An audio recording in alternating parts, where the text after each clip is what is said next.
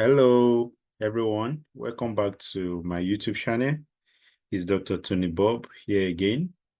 So we all know that MDCN exam is of two types, the OSCE and the MCQ.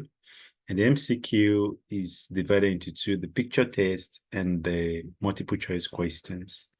And the picture test actually carry a lot of marks.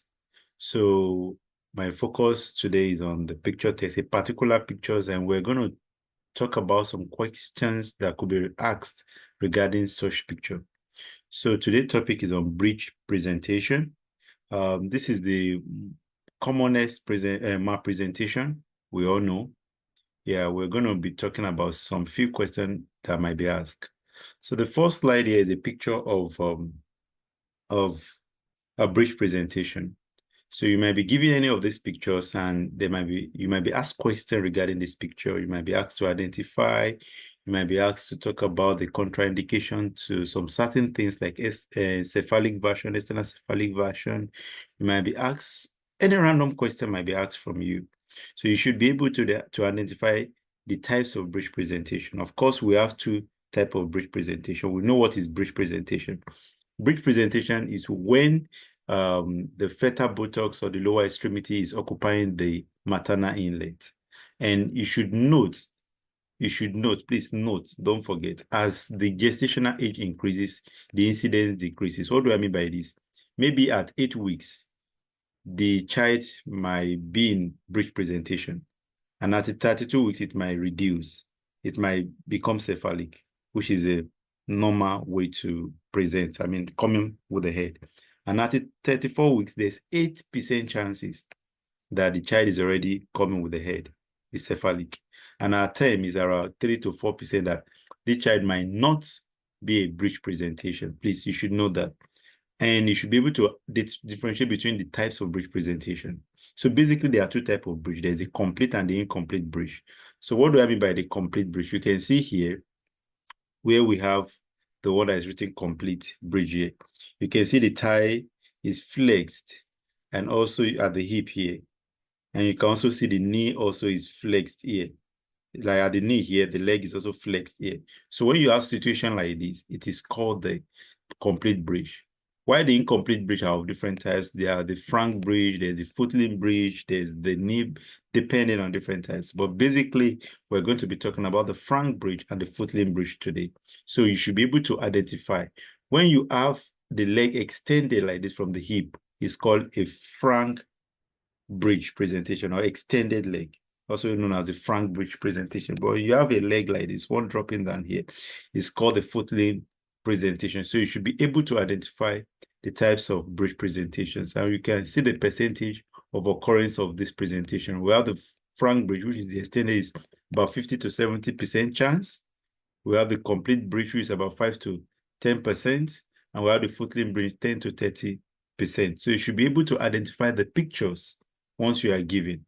And other question that might be asked regarding breech presentation is, what are the risk factors to breech presentation? What could predispose a pregnant woman to breech presentation? And I classify it into three types. We can have the uterine factors. We can talk about the maternal factors, the fetal factors. The uterine factors, the number one is the fibroid.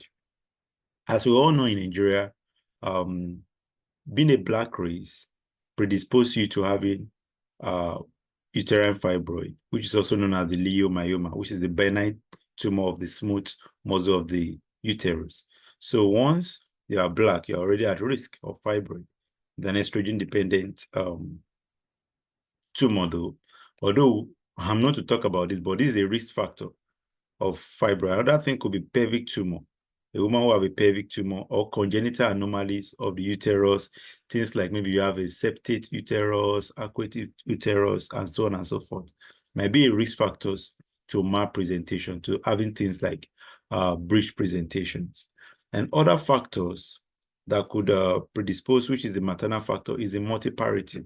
A woman who has given birth more than 1, 2, 3 times. A grand multiparous woman, for example, is actually a risk. A woman who has given birth more than 5 times. So the uterus become lax. Other thing is the contracted pelvis. Contracted pelvis, when the pelvic inlet and outlet, there's change in the diameters. In case of android pelvis, for example, it's a risk factor to having a malpresentation, a breech presentation to be specific. And the fetal factors could be prematurity, in case of multiple gestation, in case of congenital anomalies of the fetus, when you have hydrocephalus, and maybe in case of oligohydranimals and the polyhydranimals. When you check and you realize the amniotic fluid index is either low or too high, so you want to know that, okay, these are risk factors. Please take note. These are the major risk factors you should remember for the sake of medical and dental council exam. And another tricky question that you might be asked for this exam is the investigation. The gold standard investigation for this is actually ultrasound. You want to do a pelvic ultrasound to know if it is a breech or a cephalic presentation. You should take note of that. The gold standard is ultrasound for the sake of this exam, please. And the management, of course, from what I mentioned earlier, you wait. That's the first thing you want to do. Why are you waiting? You want to wait for spontaneous cephalic, for spontaneous version. You want to wait that the head should turn itself, because as the gestational age increases, the incidence decreases. So there's chances that there's something we call placenta trophism. The placenta moves. As the placenta moves, so the head can also turn and comes to the to the normal part, to the pelvic inlet. So the first thing you want to do is wait. But at gestational age 36 weeks, and you realize this thing is not changing, you want to carry out what is called external cephalic version for this fetus, and making sure that there's no engagement yet. Once there's engagement, that is a contraindication to external cephalic version. You don't want to do that. So the first thing you want to do is you want to do external cephalic version at 36 weeks. There's a maneuver called the Leopold maneuver. Please take note. So we'll talk about the contraindication to external cephalic version. These are questions that you might be asked for the sake of the exam. So when there's engagement, you don't want to try external cephalic version. In case of oligohydranimals, in case of placenta previa, you see the placenta covering the os, so you don't want to do any external cephalic version. In case of congenital anomalies of the uterus, you have things like, let's say, a septate uterus. There's no point in any external cephalic version. In case of multiple gestations, twin gestation, you don't want to do that. Previous uterine surgery on, maybe you have myomectomy done prior to then, you don't want to do external cephalic version. In case of some fetal anomalies, congenital anomalies, you don't want to do external cephalic version. And once there's a premature rupture of the membrane, you don't want to do external cephalic version, because it could result also into some other complications. And these are the complications of external cephalic version, which include the placenta abruptio, can result into abruptio placenta, amniotic fluid embolism, which can result into maternal death, preterm labor, fetal distress, fetal death, and uterine ruptures. These are common complications that could arise. Please take note for the sake of the exam. Complications that could arise as a result of external cephalic version. It can result into fetal distress, fetal death, uterine ruptures. Please take note. Okay. And another thing you'll be talking about is, okay, how do we manage this situation? How do we treat this situation?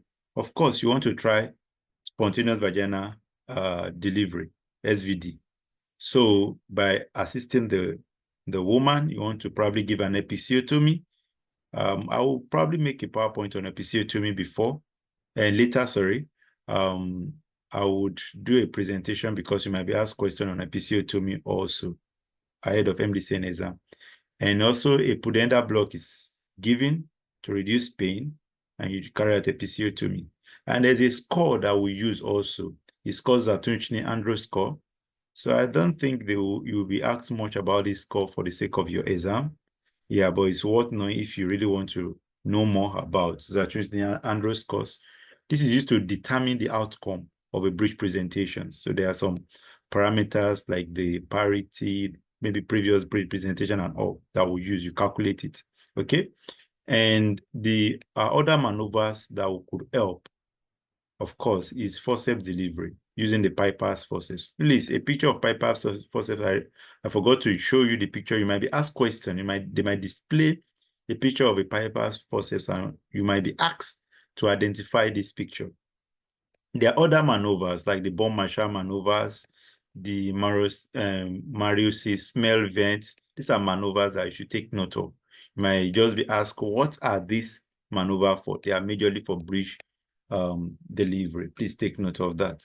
So there are also other complications that could arise because of breech delivery, which would include bed asphyxia, bed injury, can result into cephalohematoma, and they can be, brachial plexus injury, resulting into shoulder dystocia, because delivering the shoulder might be difficult, fracture. Do you understand? So injury to some soft tissues is very important. These are complications that might result as a result of vaginal breech delivery. Please take note. I don't know if you have any further questions as regarding this. Please let me know regarding breech presentation. I know this is a very short presentation. I'll go over it again quickly. Please identify the pictures, know what is breech presentation, and know that as the gestational age increases, the incidence also decreases. Please, you should be able to identify every pictures on this slide. If you have any questions, don't forget to ask, and don't forget to like, comment, share, and subscribe. This will also encourage me also. And follow us on all our platforms on X, please. Thank you very much. Have a wonderful day.